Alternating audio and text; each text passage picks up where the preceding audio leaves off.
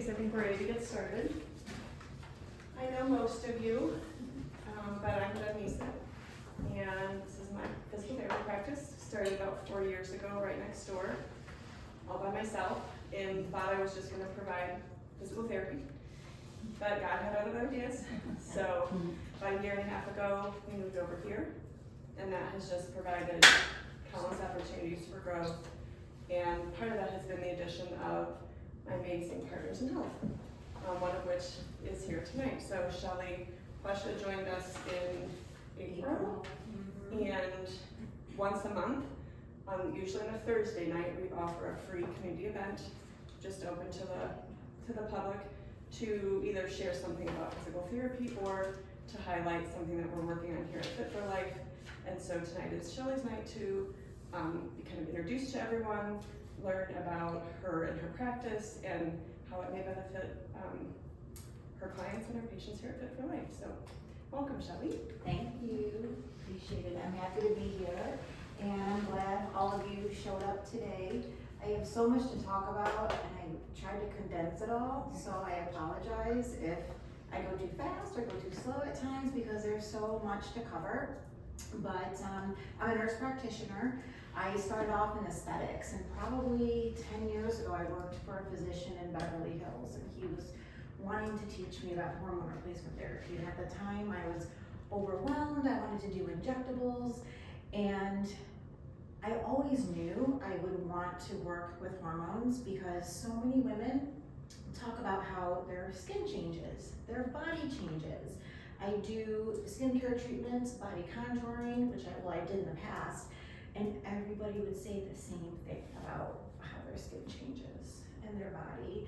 And a lot of it has to do with hormones. So today I'm going to talk about mostly the sex hormones and how replacing our hormones is so beneficial for so many reasons, not just aesthetic reasons, but mostly health reasons.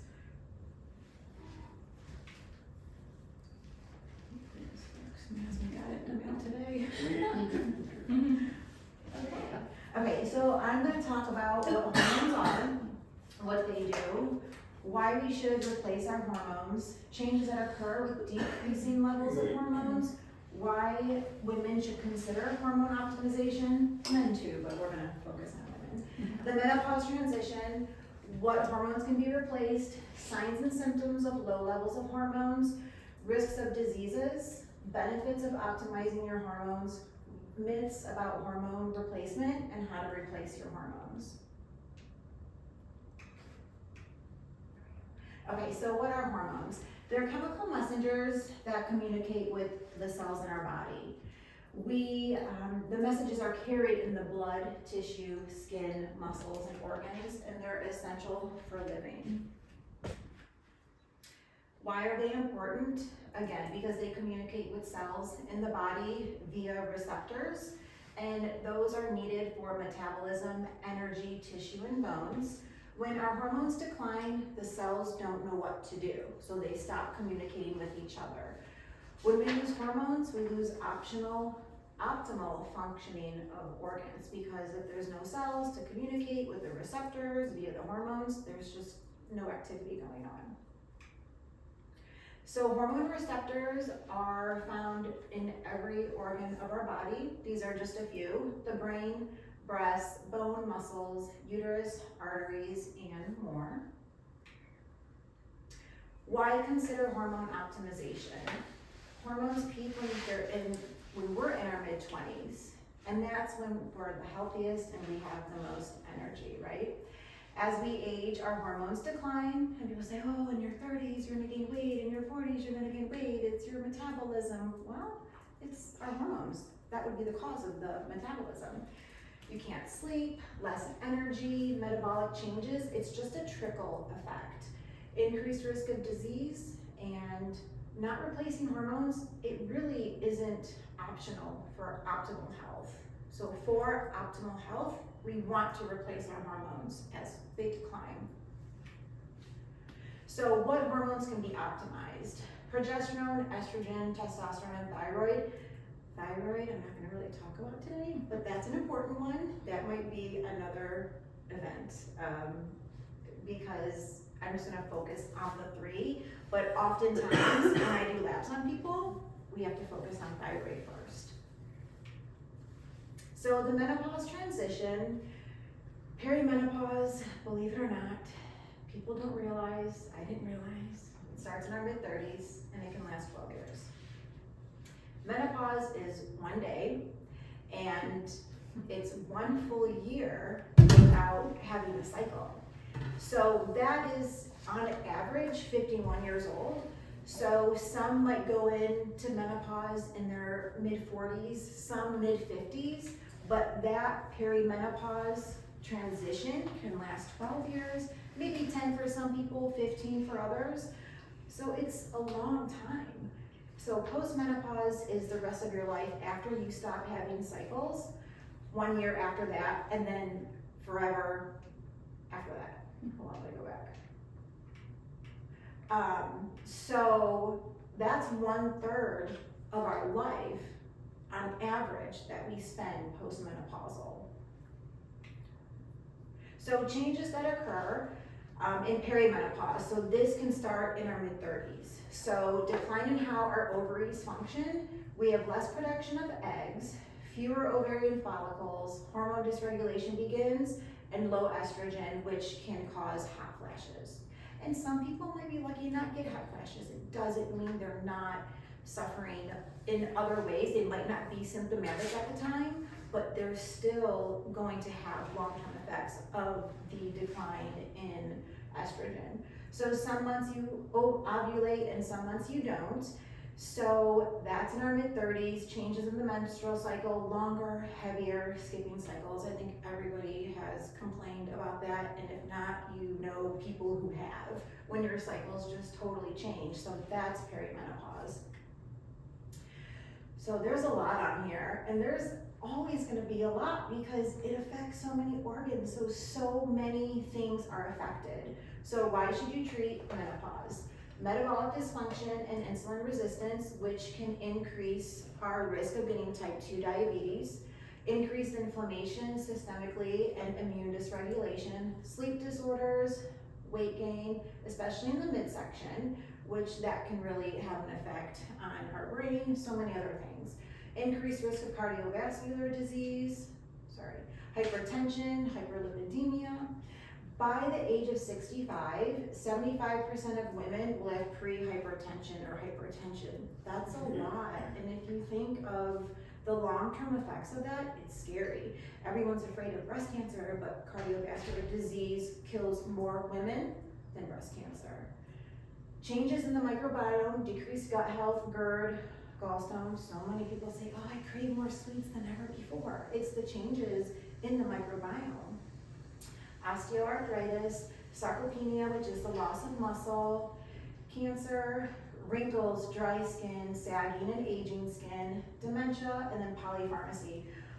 By the time, this is for men and women, 50% of adults over 65 are on 4 or more prescriptions. I'll have to find out exactly for women, but it's up there. I mean, the older we get, the more medications. That's the first thing that they'll do is prescribe a medication. So who do you know with any of these symptoms? Grandmother, mother, aunts, friends. I mean, if I think about when, my great-grandma, she fell, she broke her hip. I mean, so many women, men, you fall, 50% might not walk again over the age of 65. So arthritis, osteopenia, osteoporosis, it's huge, especially for women. So with loss of estrogen, we lose bone. So having that hormone is huge for your bones. So think of hip fractures, people don't walk. I mean, I'm sure you see so much with physical therapy. So it's huge. It's important for so many reasons. So progesterone, this is made in the ovaries, made when ovulating, works in rhythm with estrogen. and it's needed for proper functioning of estrogen. It blocks aldosterone, which is another hormone, but that's a natural diuretic and reduces fluid. So benefits of progesterone: soothing, calming, helps you fall asleep, reduces anxiety. It's frustrating to think how many women are prescribed antidepressants or sleep medications when they could just be given progesterone. I mean, the stats are crazy with how many women are on antidepressants. You can take a progesterone orally in the evening, helps you fall asleep. You can take progesterone under the sublingual during the day. It won't make you tired, but it'll help calm you down. But they're so quick to prescribe Xanax, right? Helps with PMS, heavy periods. Like I said earlier, mid-30s, our cycles just change. Progesterone can help. It helped me.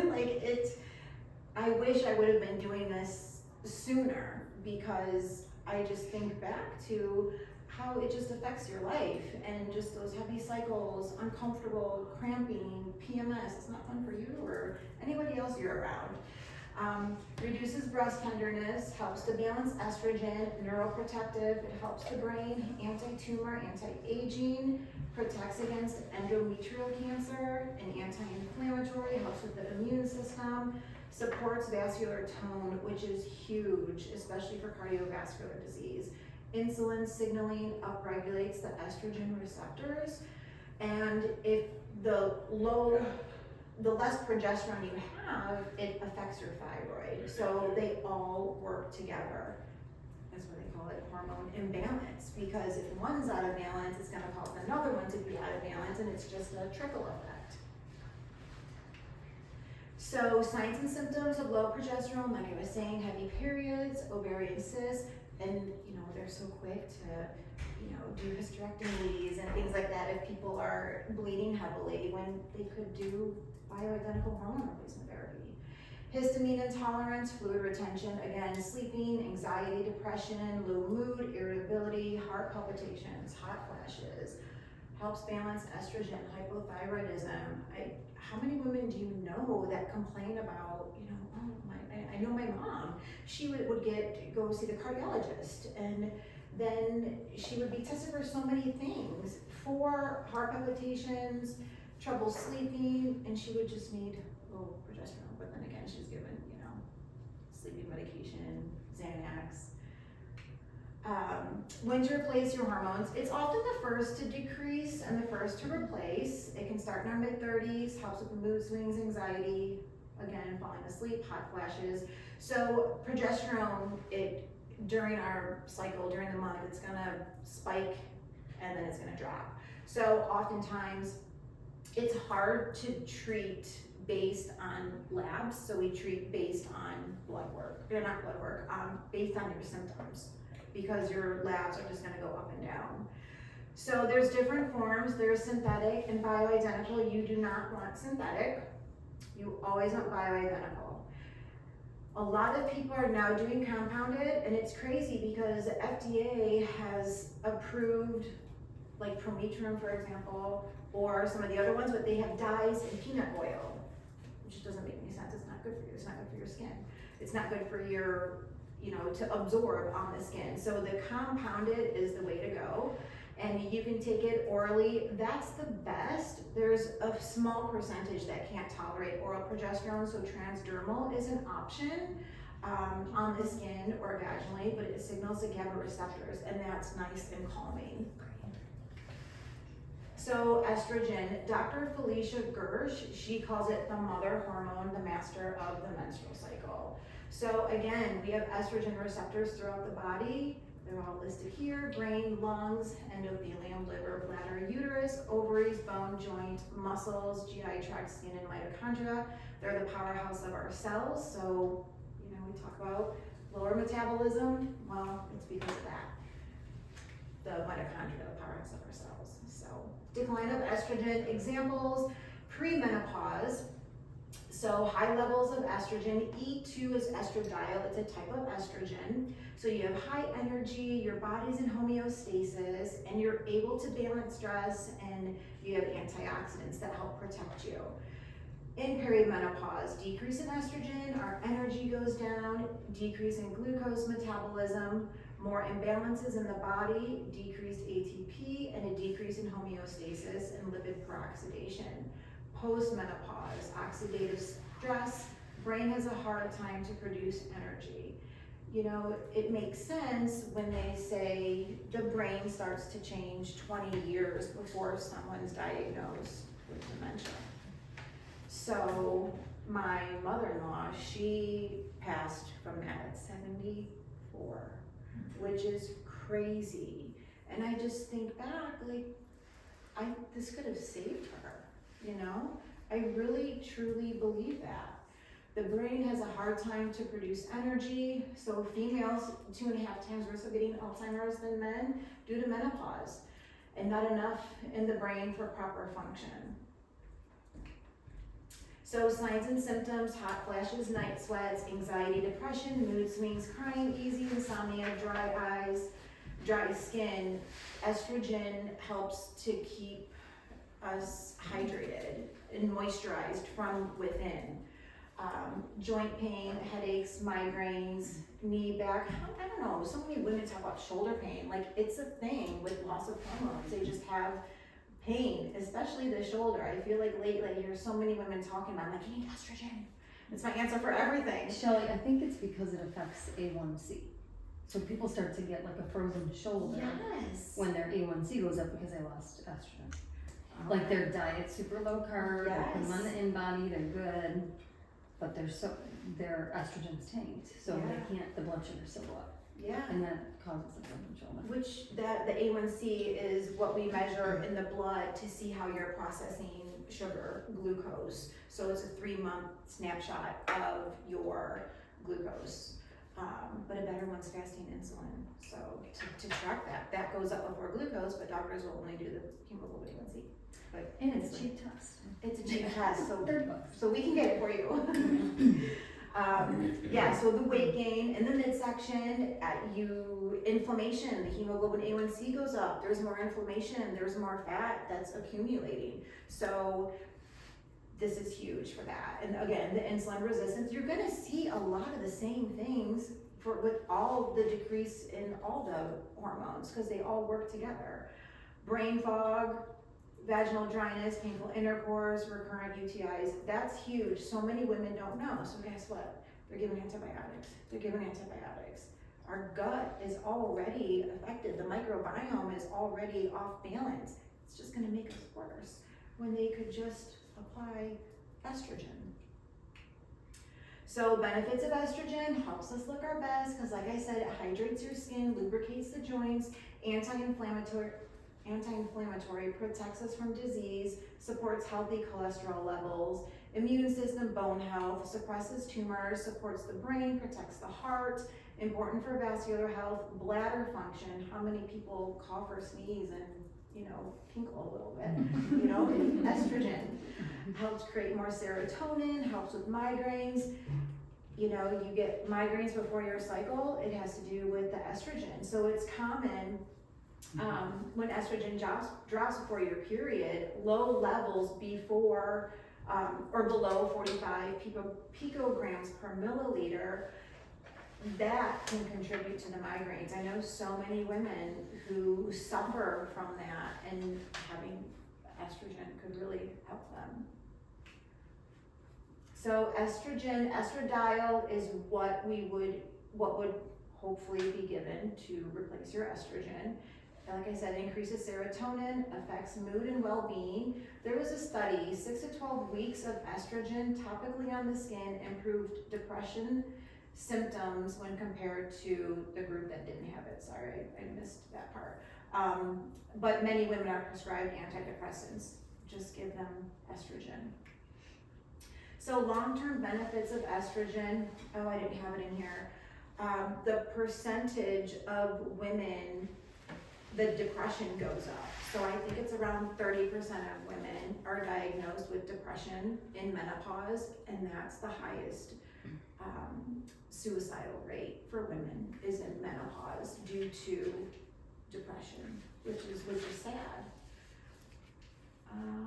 There we go. So Studies are still being done, long-term benefits, this is huge, 50% decreased risk dying from colon cancer, 35% reduced risk of Alzheimer's when women had robust levels of estrogen. So they used to say, give the short amount of hormones, give the lowest dose of hormones for the shortest amount of time, just for symptoms, and then you're done.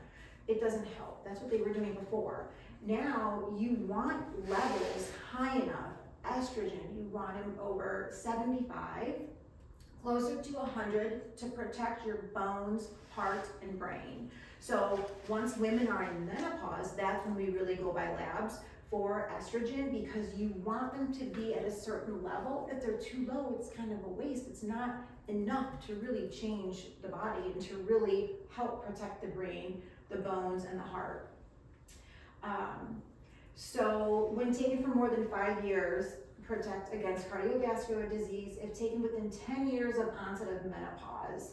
So rapid bone loss from estrogen deficiency, osteoporosis doubles every 5 years starting between the ages of 45 and 49. I read that today. I'm like, what? It doubles. Did you know that? It's crazy. So people are waiting to start, but you need to start early. So winter place estrogen can decline in perimenopause. So again, that's mid-30s. Hard to test, can fluctuate, and is erratic. Treat based on symptoms. In perimenopause, treat based on symptoms. Treat based on labs and symptoms in menopause. So there's bioidentical estrogen. That's what you want. Some are still prescribing synthetic. You don't want that. Do you think most traditional docs are still doing synthetic? Yeah. Or putting people on the pill? Yeah, which is synthetic. Yeah. The pill, the birth control pill is synthetic. Yeah, I've had patients and I'm like, oh my gosh. Even before, I knew, but before I started practicing, doing bioidenticals, and I would take, medical history for my aesthetic patients, I was shocked. And I had to get orders before I became an NP, and one of the physicians, she was like, you got to get off this. You got to tell your doctor. She was up front, and I was like, oh my gosh, it's scary, because she was mad that they were on that. She was very upset. Yeah. And it's crazy that they're still doing that. So estradiol, that is the estrogen that you want to replace. That's E2. Biest is a combination of estradiol and estriol, which is estriol's E3. And then applied topically on the skin, you can do a patch, cream, or gel. Some people get irritated from the patch, or they forget to change it. My patients like the cream, because they just get in the habit of applying it every day. Then you have your level dose. With the patch, it's up, down. But if people want the patch, we can always do the patch. Oral is not recommended. It's processed by the liver, and it can increase clotting and triglycerides. A lot of physicians are doing oral. They say, it's better for the arteries and for plaque, but I think majority of physicians are not doing oral. Everybody's so different, so it's important to just kind of do your research and talk to your provider and know why they're doing things the way they are. So testosterone, that's the most abundant hormone, believe it or not, produced 3 times as much as estrogen before menopause. So receptors in the brain, breast, gut, vagina, and more. Breast protective, lower levels are more prone to breast cancer. So that's huge. My collaborating physician, she's a breast cancer survivor, and she's pro hormones. And they used to treat breast cancer with testosterone. Mm-hmm. So signs and symptoms of low testosterone: fatigue, loss of motivation, poor muscle mass, sarcopenia, which is loss of muscle, aches and pains, depression, anemia, poor memory, weight gain, low libido, gut inflammation, and autoimmunity. So benefits: increased energy, libido, motivation, protects the heart and brain, helps with memory and concentration, vasodilator, which we want for our vessels, helps with mood, motivation, libido, fatigue, boosts self-confidence and self-esteem, supports the mitochondria, metabolic health, helps with lean body mass, glucose metabolism and lipids. I think the women want it for muscle building, libido, energy, and mood. Helps with the pelvic floor muscles, supports musculoskeletal health. Low levels are detrimental to cardiovascular health in older women. So it's beneficial for so many reasons. I feel redundant, but I think it's important to know how many things these hormones can really help with. So how to replace testosterone? Prefer topicals, patch, gel, or cream. It's easy to titrate up and find a dose and maintain your level. Don't recommend the pellets. No? I did the pellets because my provider recommended pellets, right? I should have been on testosterone. No. I mean, progesterone should not have been on pellets. They insert it, and so your body absorbs it, but you spike up, and then your body breaks it down, and then you get low levels. And then that's over 3 months. Then you do it again, so you spike up and you get low levels. So you're constantly, plus it's like an insertion in the skin, and so you get high super physiological doses and then you crash. And then you're just on this constant roller coaster. Oral is not recommended, can affect lipids. So people will just apply some cream on the skin once a day. It's easy. You just want to make sure you're not gonna touch, if you have a child or a grandchild, wherever you put it, you don't want to transfer it. That's huge. Well, the men probably need it too, so. Totally. It's okay to blame on them. Most likely, they do. Exactly. One of my trainings, they talked about like the younger, a toddler started getting like hair. And it was because the dad didn't like wash his hands after applying and he's touching the baby.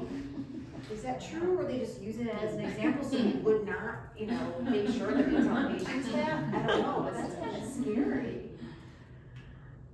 So what if you don't have symptoms? Most people think of menopause with hot flashes or night sweats, but many other symptoms still need to replace, like I said, for optimal health in the future. By 65 years old, 75% of women have pre-hypertension or hypertension. 23 to 33% of women are clinically depressed. Increased rate of suicidal ideation in middle-aged women. Heart disease contributes to 1/3 of female deaths. Studies have shown 40 to 50 decreased risk of heart disease with estrogen. That's huge. It's almost maddening that the study that they did, that they stopped in 2002, affected so many women.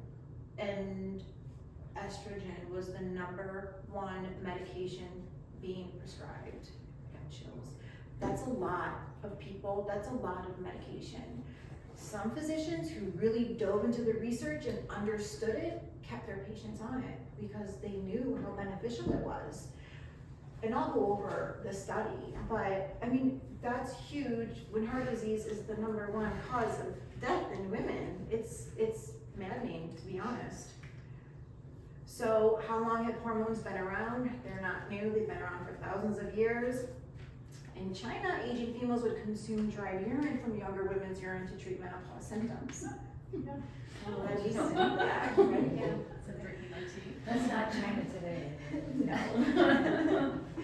So 1940, Premarin was used as synthetic estrogen, pregnant horse's urine, and used for over 75 years. So it was the #1 most prescribed medication in North America, Premarin, horse's urine. So many women were using it because it helped with symptoms and it helped them feel better. So that was the #1 prescribed medication. It's crazy. And Shelley, that's synthetic, right? Yes. So that's what they were studying in that study. Yes, in that study, correct. So bioidentical versus synthetic. So synthetic hormones are medications that cause side effects similar to endogenous hormones, but not identical. So they're man-made chemicals with dyes and toxins, and that's the Premarin, the synthetic estrogen used in that study, made from pregnant mare's urine. So bioidentical, that is what I use and what you should use. So they have the same identical structure as our endogenous hormones. So they're made from plants and formulated by compounding pharmacists. Estrogen is made from soy, progesterone is made from wild yams, but the yam cream is not the same. A lot of people that wanna be all natural, it's different. So you're not gonna get the same result. Okay, so they're afraid to put women on hormones because of cancer, right? But synthetic hormones are being used, found in birth control pills and IUDs. Do they tell you? You know, it's gonna increase risk of breast cancer? Do they tell you? Well, maybe they tell you increased risk of clots, but it's toxic, it's an endocrine disruptor, it does not balance our hormones, it shuts them down. So many people, majority of women have probably been on birth control for years, and they're starting young teens on birth control, which females on birth control as a teen are 3 times more likely to experience depression and have an increased risk of breast cancer and cervical cancer. I remember my friend from high school, she was being put on birth control, and I'm like, oh my gosh, she had got breast cancer, and she was in her mid-40s. And I just think that, you know, all the time, because I'm like, that, I mean, there are so many factors, but that's huge. Well, when I was a teenager, they were really quick to give it to help regulate your periods. Yeah. And acne, right? They Acne, put up the kids on it now for that's acne. huge. That was, I was given Yeah. it for acne, yeah. Yeah. So, why are people afraid of BHRT? So, many are afraid of they lump hormone replacement therapy altogether. They think bioidentical, they don't really know what it is. And I feel like they did that on purpose because they did a lot of fear mongering about this. I don't know why. But in '93, a study was supposed to run 15 years and it was stopped in 2002, claiming an increased risk of stroke, breast cancer, heart attack. So that was with the synthetic estrogen and a synthetic progesterone. So not bioidentical. And those increase the risk of breast cancer. So another estrogen used was the conjugated equine estrogens, 17 different estrogens, 16 foreign to the body, and one was estrone, which is pro-inflammatory. So none of that helps at all, not even one, and there's 17 different ones. So increased risk of clotting by 400%. So progestin is synthetic progesterone. It's not progesterone, it's synthetic. Medroxyprogesterone, MPA, that was used in the study. That increased breast cancer with the estrogen. So they had different arms in the study. So, did I not put that slide in? Anyway, I must have not put it in. So, majority of the women in the study were 65 years old. So they were already more than 10 years in menopause. So they've had, low hormones. A lot of them were obese. They already had a lot of risk cancers that would cause them to have an increased risk of clots, breast cancer. So the people in this study, we're recommending this for people 40s, 50s, prior to that age, because they've already had their hormones have been decreased for over 10 years, like I said. So if average age is 51, the average female was 65. So the group that they chose wasn't even a good group to do a study on. They already had an increased risk of breast cancer and clotting. So that study was just very, very poor. And they made it sound like the one guy in particular, he didn't even collaborate with the other people who were running the study, so he just went himself and was telling people and reported it, wrote it up to JAMA, and then they released it in the media. So by the time it gets out in the media, the damage was done. Like the headlines were all over the place. Now they're walking it back and saying, oh, hormones are okay.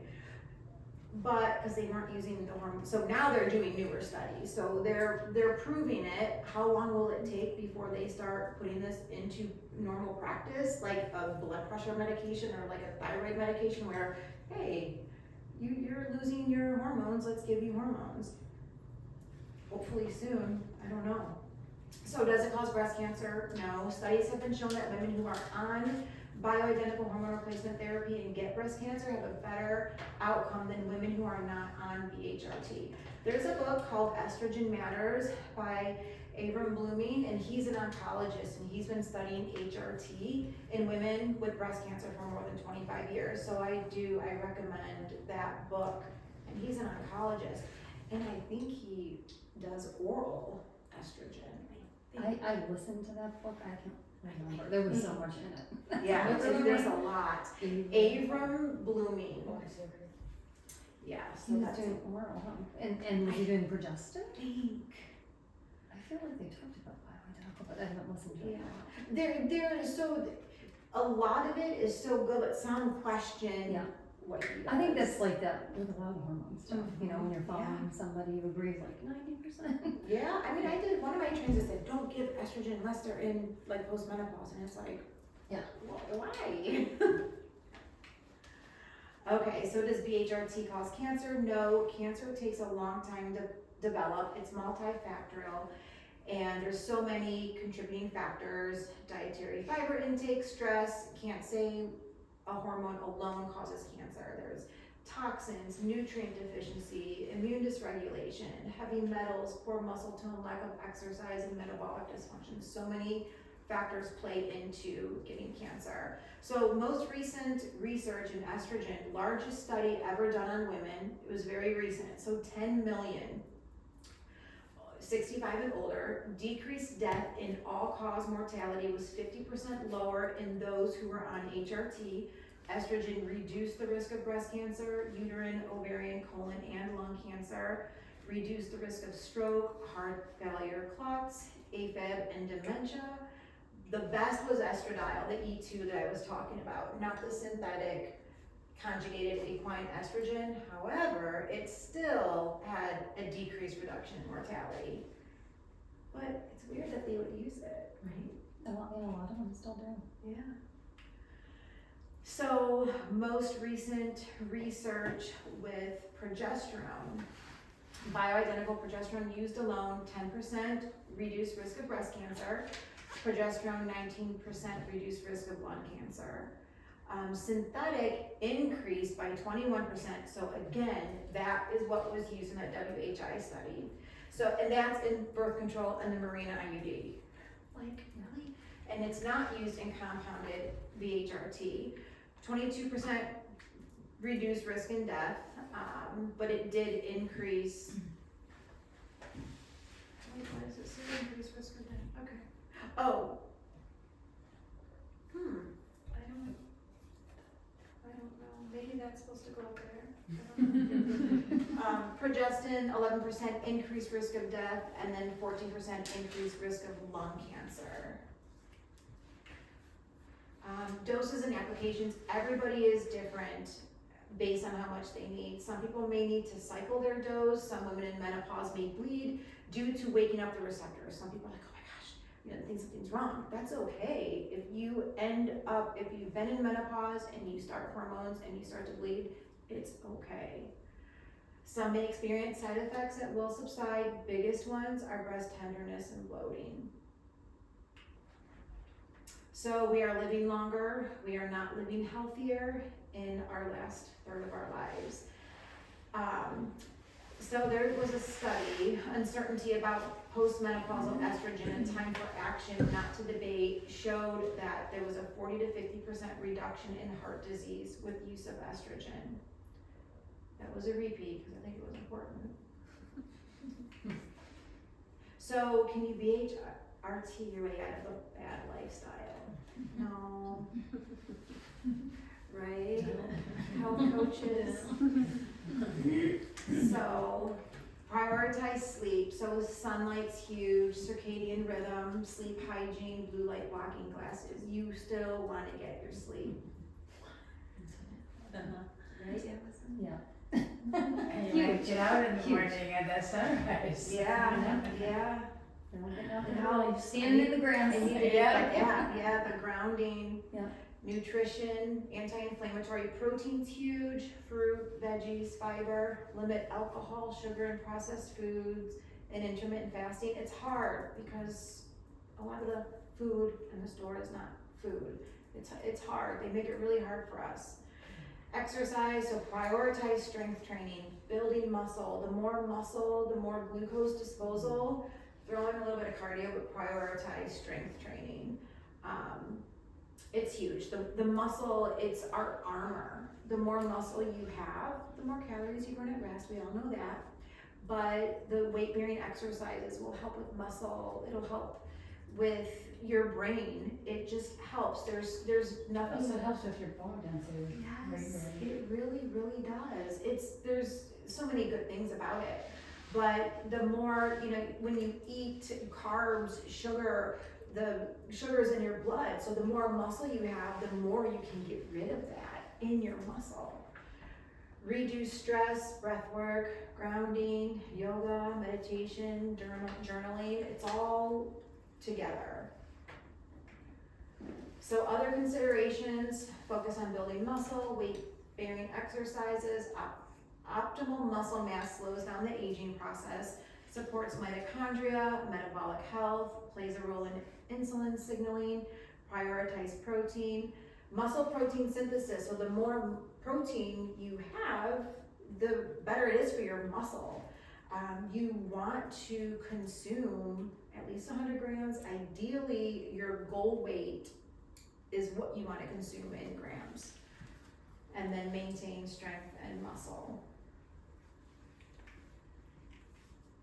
So what if you want to optimize your hormones? So you want to do a consultation, and my consultations are an hour, and I go over an in-depth personal and family medical history, of course, medications. You take your age into consideration, whether you're in perimenopause or postmenopause, how long you've been in menopause. If you've had a hysterectomy, full or partial, you can still take hormones. We review signs and symptoms. I review them every often to see how you're improving.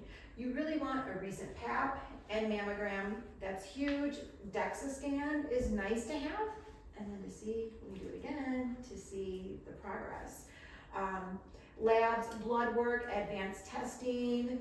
Both Allison and Sharice do the hair tissue mineral analysis and the in-body. I recommend, especially the in-body, just because you want to make sure you're not losing muscle and gaining fat. And if you start working out, start hormones, you want to see your body composition change. And sometimes people look at the number on the scale, and you could be losing fat and gaining muscle. You could be gaining weight with that happening, and that's okay. But it's nice to track your progress. That's how I met Allison. A friend was doing the in-body, and I'm like, oh, I'm gonna go. I'm gonna do it. And my husband and I did it the first time, I think. I can't remember. I said, David, we're doing it every year. I wanna make sure we're maintaining our muscle. And was that 2019, Probably 18 you got 18? it, you know, at the beginning, yeah. So I loved it. And then Allison helped me with just coaching and all of that, and we've done it every year. Now I'm doing it more often because it's like, okay, is this workout, how's it working for me?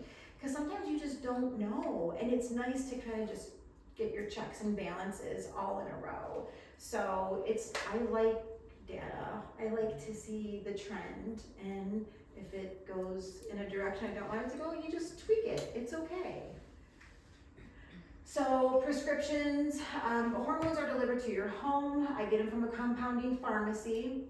I follow up. It depends on what hormones you're on, but usually every 2 to 3 months, we review your signs and symptoms. We redo labs and adjust dose if needed based on signs and symptoms and your labs. You also have access to me through a patient portal. Allow 24 hours for me to reply. I will probably reply sooner.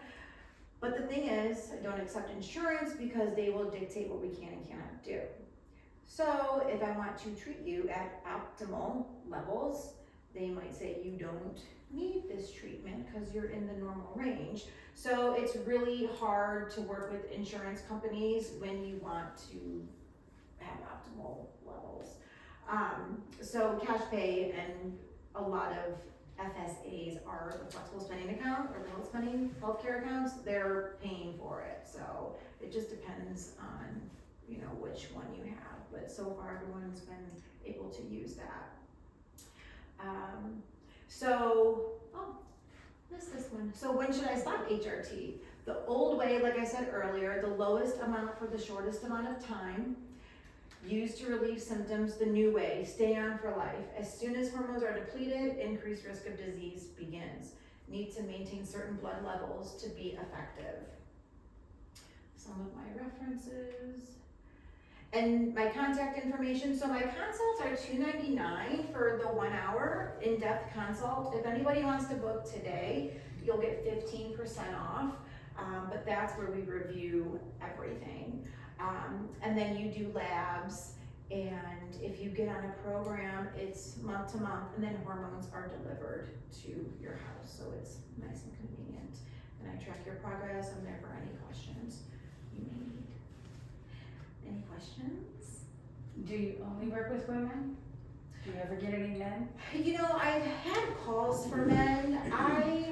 I think in the future I might. At this time I'm not, but I think since I've been getting more calls, I think I'm going to. I just have to be careful.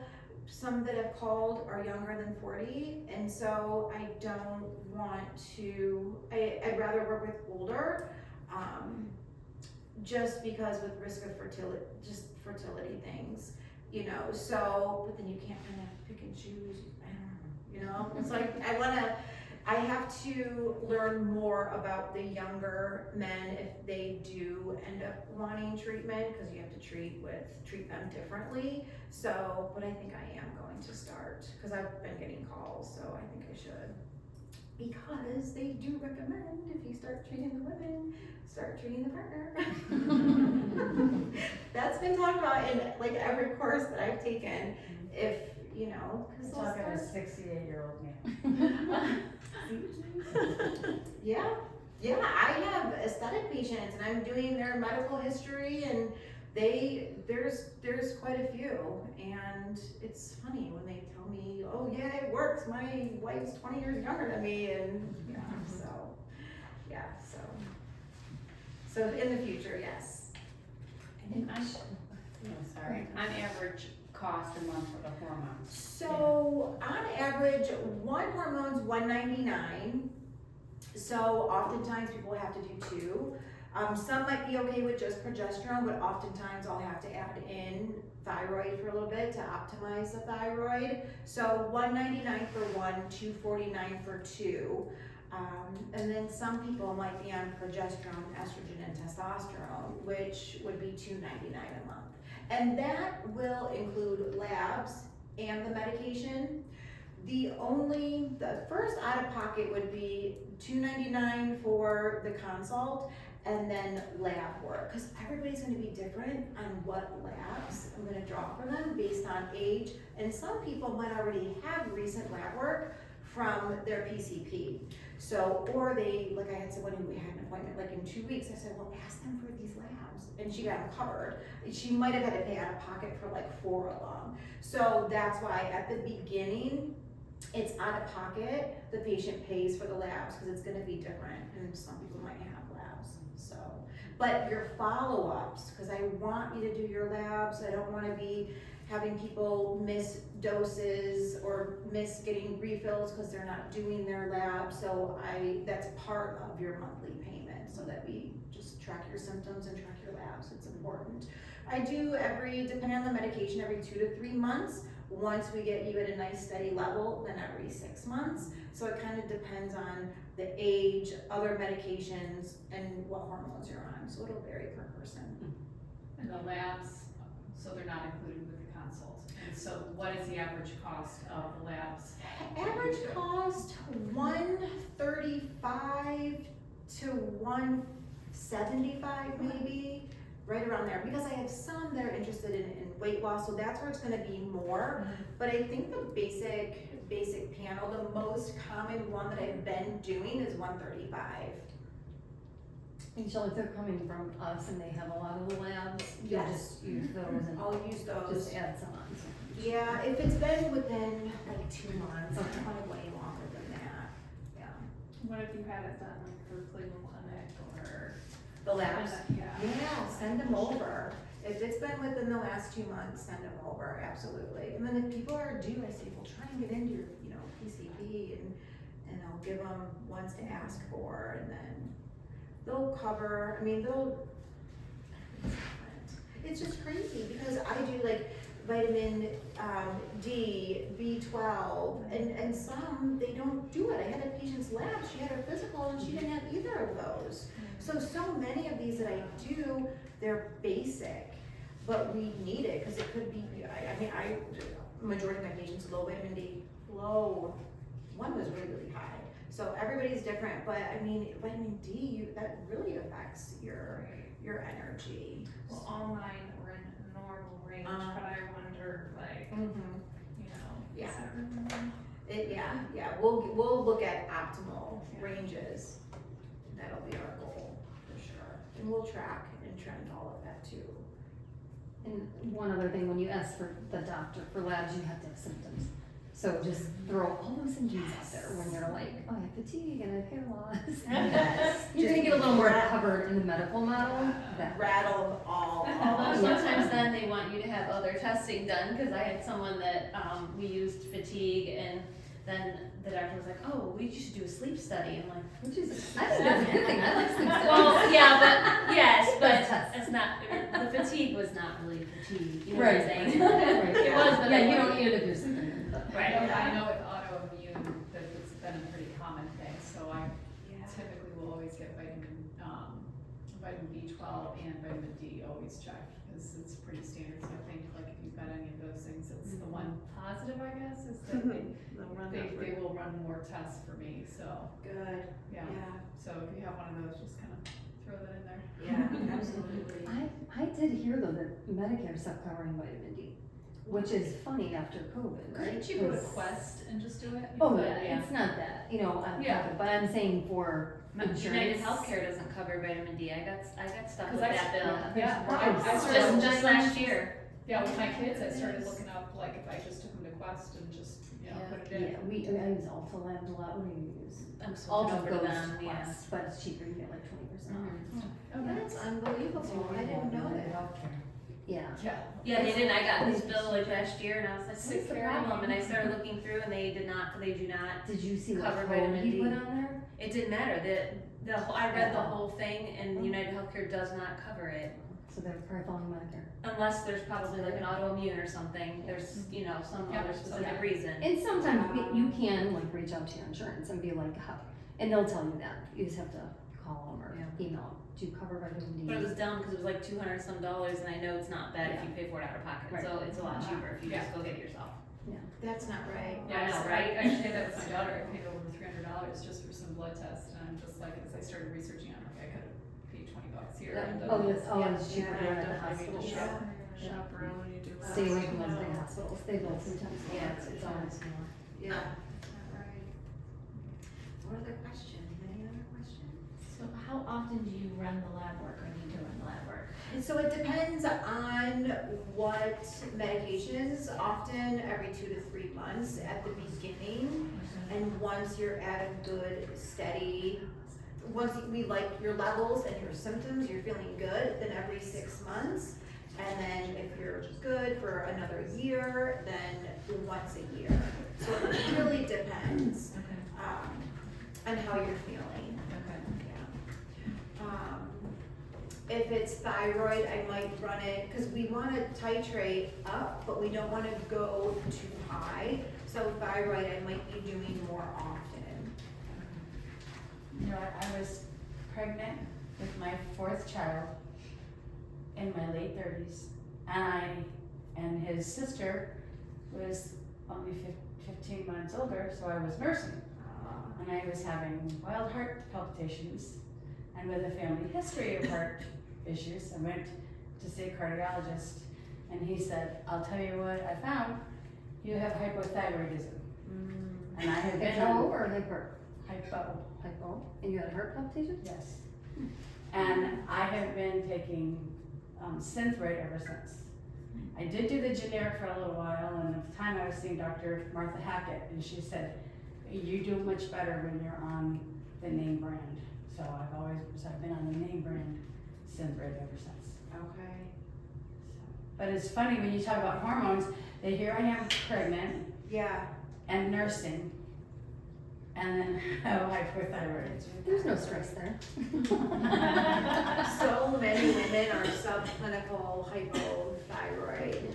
And so that's another test where I'll run not just the TSH that your physician will run. I'm gonna do more thyroid labs that change first, that we want to optimize.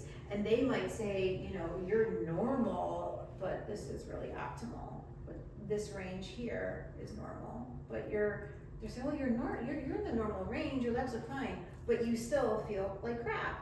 That's where we optimize you. So that's why we can't take insurance, because they won't let us treat you to where you're feeling good. Some providers are like, oh my gosh, those levels are too high.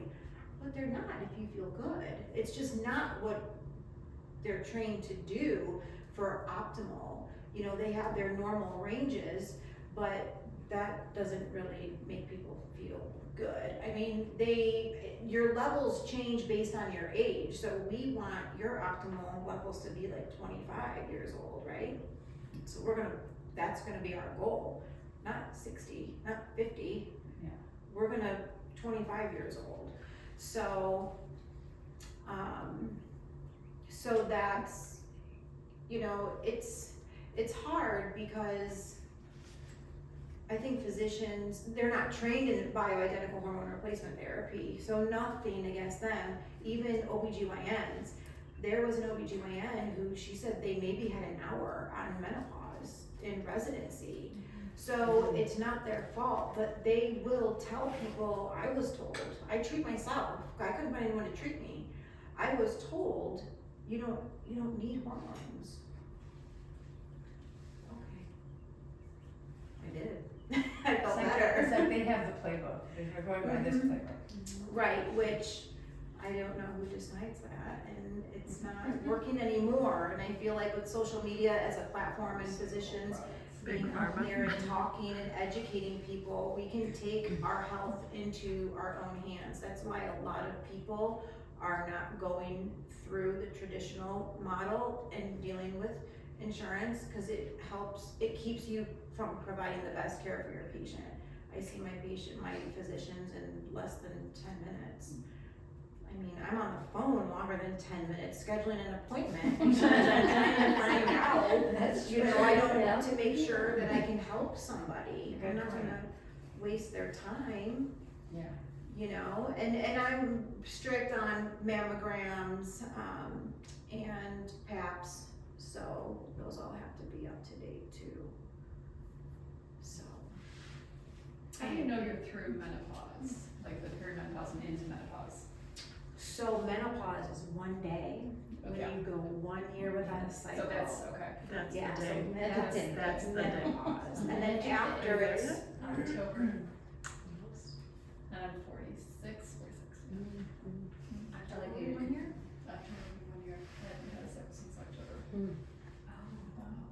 I went 11 months with no period and then it came back. That's so like, true. it's like, Okay. I've heard that it was really cruel. they don't really know where that Thanks for the came worry. from, because you Yeah. could probably test your FSH, your Right. follicular stimulating hormone, and see where you're at. So someone literally, I mean, they don't know where that came from. Like, it just. So 1 period. And why The did you 12 still months. a 1 year? year. Like, Oh, why did 1 you year. still use that? You know what I mean? I don't know. So FSH, the follicular stimulating hormone, that can really tell us too. Yeah. So we could Yeah. run That's a and cheap test. see. Yeah. And let's say you cycle again, we could run that and see, because you have to start all over again from a year. Well, now it's been a year, another It's just year, like so nailed it. yeah. Yeah, good know. But I don't know if it'll come back. Yeah, and it would, and it freaks people out out sometimes, but that's okay because it's just waking up those receptors. It's not gonna stay, it won't stay. No. So I have a question, so then when you go on the replacement, do you still then have those, cycle fluctuations where you get those symptoms of, like you do before your period in PMS? Progesterone will usually help with that. That's why, they'll say if women, don't have a uterus, you don't have to give them progesterone. We have to give you estrogen and progesterone to balance and to help with the uterine lining. Yeah. But progesterone, really, it still helps. It's still beneficial, not just for the uterus. So with bringing on progesterone, it does help. And depending on the person, I might cycle the hormones. Some we might just do around, every day, but then you're desensitized to receptors. So it's nice to take a break every once in a while, whether it's cycling the hormones within that month or taking a break after 3 months. So it's gonna really depend on the age, the patient, their symptoms. So a lot to consider going into that. And when you use the topical, where do you put it?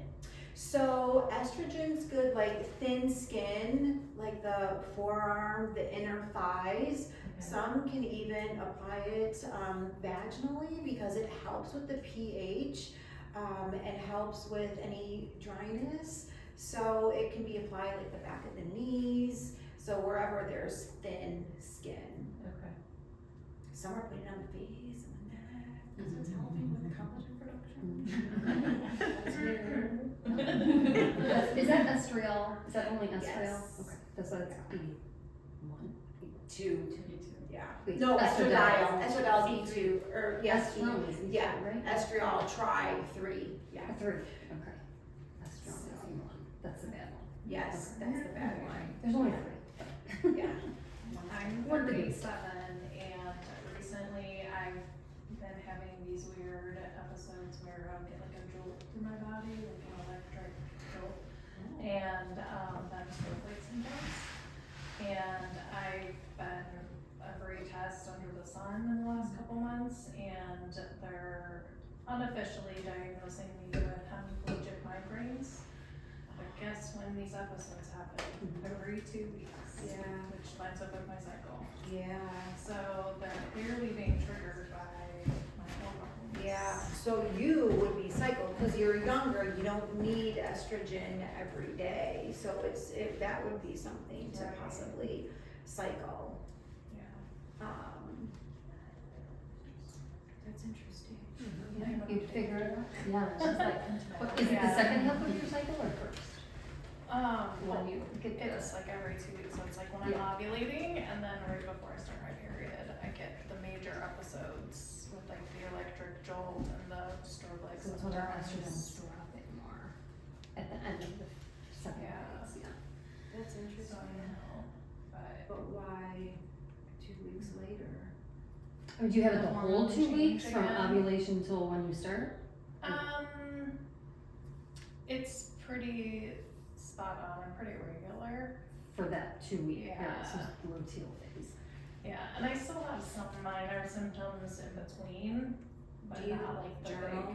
big episodes. Write about it? Yeah, I have a whole note in my phone. Okay, that's good. Yeah, Do you have a cycle tracker, like?